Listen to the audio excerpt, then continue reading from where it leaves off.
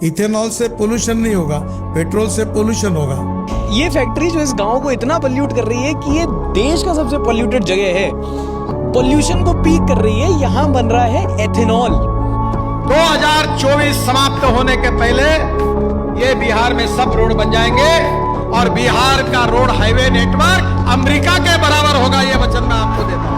आज मैं आपको बिहार सरकार का 10वां अजूबा दिखाने वाला हूँ। हम पटना का एरिया दिखा रहे हैं हम आपको। इतना बड़ा गड्ढा हो गया ना अंदर से। 120 रुपए जो पेट्रोल ले रहे हैं उसका भाव हम 15 रुपए लीटर करेंगे। तो लगा लो 170 रुपए पेट्रोल डलवाना पड़ रहा है आज की डेट में इंडिया में। जनता पूर्णपणे खोळंबली आहे। विश्वास ठेवायचा कोणावरती? या कंपन्या शोरूम वरती का आश्वासन देणाऱ्या सरकारवरती? म्हणजे तुम्ही 5 लिटर पेट्रोल टाकताय, त्यात पाणी टाकताय आणि वरून आम्हालाच म्हणताय नवीन गाडी आहे। रोड ट्रान्सपोर्ट आणि हायवेज मिनिस्टर असणारे नितीन गडकरी सारखा माणूस पंतप्रधानांच्या लिस्ट मध्ये येणाऱ्या माणसाला जनतेतून शिव्या आणि विरोध केला जातोय। पूरा देश की गाड़ी को खत्म कर दिया नितिन गडकरी ने। एकीकडे कंपन्या हायब्रिड इंजिनच्या गाड्या काढून E20 सपोर्ट करत असून गाड्यांचे काम निघतात, तर दुसरीकडे नितीन गडकरीच्या अंडर असलेली पूर्ती ग्रुपच्या सोबत जुडलेल्या 2 कंपन्या जे त्यांची मुलं चालवतात, मानस आणि दुसरी सियान, 17 कोटीवरून 510 कोटी पर्यंत गेली आणि ह्या दोघांच्या कंपन्या इथेनॉल बनवतात। हे नितीन गडबडी, हो गडबडीच म्हणायचंय मला। अजून पूर्ण भारतामध्ये E20 E85 चालू व्हायच्या आधी हे E100च्या फाईल वरती जाऊन सही करून येत आहेत।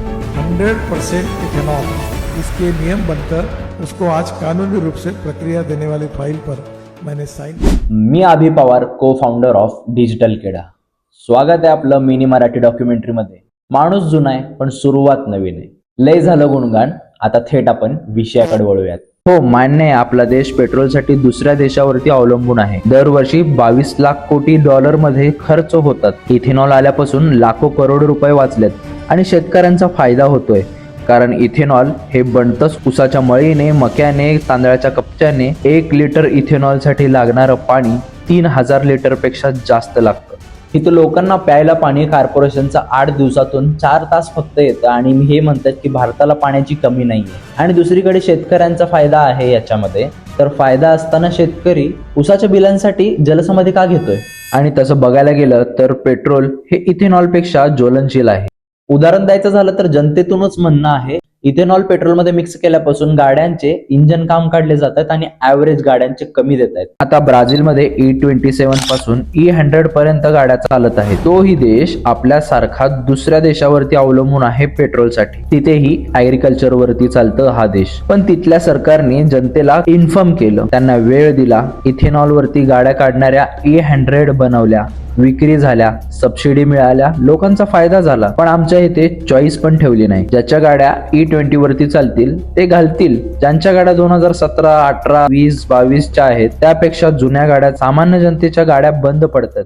बेकार है गवर्नमेंट, ऐसा बेहुदा गवर्नमेंट है जो पहले इंजन बनना चाहिए तब ना उसमें E20 डलना चाहिए। जिसका जा रहा है उसका जा रहा है। गाड़ी में कुछ आवाज में भी प्रॉब्लम हुआ, बहुत प्रॉब्लम है, स्टार्ट ही नहीं होता है। स्टार्टिंग का भी प्रॉब्लम हुआ। हाँ।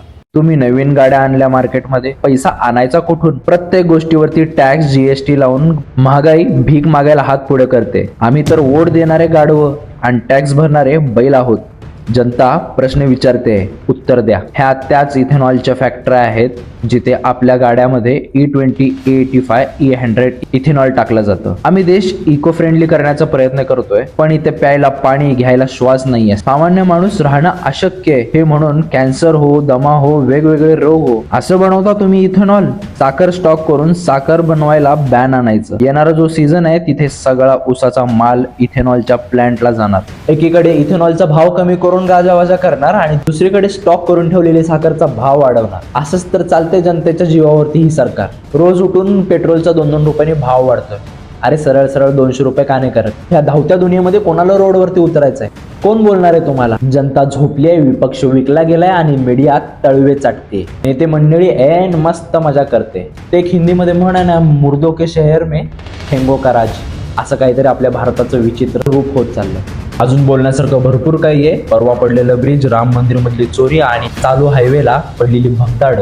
मी ना कोणत्या पक्षाचा प्रचारक आहे ना कोणत्या विपक्षाचा चाकरी करणार आहे। त्यासाठी आपल्या डिजिटल कड्याला आत्ता सबस्क्राईब करून ठेवा. आपला आवाज थेट जनतेतून असेल, खऱ्याला खरं आणि खोट्याला खोटं. तर भेटूयात आपण नेक्स्ट व्हिडिओमध्ये.